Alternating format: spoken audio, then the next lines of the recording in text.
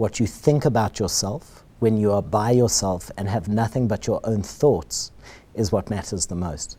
Because the relationship that you have with you is going to inform every other relationship in the world. It's going to inform your level of self-worth, how you position yourself in the world around you. So all of these experiences you've gone through, which can either be a lesson or can be a pain in your side, but it depends where your focus goes, the energy will flow. So let's take a breakup, for argument's sake. Breakup or a trauma like being cheated on. You can focus so much on the pain and you're going to create more suffering, or you can focus on the lesson and you're going to create more growth. So depending on where you focus is going to determine how you feel. So if in your mind you go, I'm not good enough, this is all about me, you're going to feel insecure, not enough, undeserving and unworthy. If you go, this was the other person's choices, it's because of whatever state they are feeling, wherever they are in their life and their own patterns, all of a sudden you don't have to feel that insecurity. You can actually have compassion and empathy. You've said before, hurt people, but healed people also heal people. So it's just choosing where you want to be in that process. And how I would teach this to someone, and the book I wrote is called Get Over It.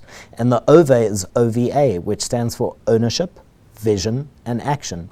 And it's a simple blueprint that I followed coming out of rehab to bounce back, because I went, if I dissect how I've bounced back every single time I had a relapse, because I had no option. I had people that were financially reliant on me. Whenever I used to tank myself in a business because I felt undeserving and unworthy, so I would sabotage any business that was going well. I'd sabotage any relationship. The first step was taking ownership. Where can I take responsibility? So instead of blaming and complaining, which I've done my whole life, I've got daddy issues, I've got this, I'm hard done by, I'm a victim, it's not going to get you anywhere. So taking full responsibility for where you are, that you're where you are because of the choices that you've made, dealing with anger, resentment, guilt, and shame, reprogramming those into love, empathy, compassion, especially for yourself. Because it's not about forgiving others, it's also forgiving yourself for what you've allowed yourself to go through and situations you've been in.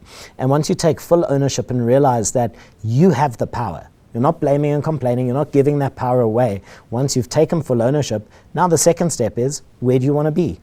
Who do you want to be? And that's crafting a vision for your life. And once you've got that vision, a vision that taps into your purpose and gets you excited in the morning, then the last step to connect you from where you are to where you want to be is action. And then it's about clearing out the blocks, procrastination, distraction, people, perfectionism, all the things that stand between you and gaining momentum towards your goals. Yeah, it's so interesting. As you say that, the thought that comes to mind, I often say to people aren't always very clear on what they want, but they can damn sure tell you what they don't want. Absolutely. And it's so interesting because if you don't know what you want, then you have nothing to aim at. If you have nothing to aim at, how do you know if you've hit it? And that's quite often how life can kind of sway you with the winds of time into places where you go like, how did I get here? It's because like when you don't have something that you're aiming at, you can be swayed into this job, into that movement. I'll do this with my time because what is it? And I suppose then action obviously is the ultimate thing. I'm sure you said in your world, but one of my bugbears about people where they're at often is that they do want to complain. They're addicted to that victim state. Absolutely. About where the country's at or whatever. And I don't think there's actually anything wrong with complaining if you're doing something about it. I don't like this, and therefore it's spurring an action. I'm down for that. But I think the hard part for me is watching people in general in their life go like, I really don't like where things are at. Okay, what's the plan? No plan, just going to stick here. Still going to watch Netflix, I'm still going to like just be complacent. And so I can't resonate with those people, but I do understand that they're in this rut. And I think while I simultaneously dislike watching people moan about something but not do anything about it, it's also information as to where their mental state is at. Absolutely. And I think that that's where action is so powerful. Even when you don't want to take an action, action is that thing that creates the motivation to want to take another action. Helps you understand it. I don't know how many times you've done this. In my life, I have had a picture in my head, a narrative or a story of how hard something was going to be. Then you do it and you're like, it wasn't actually that bad, was it?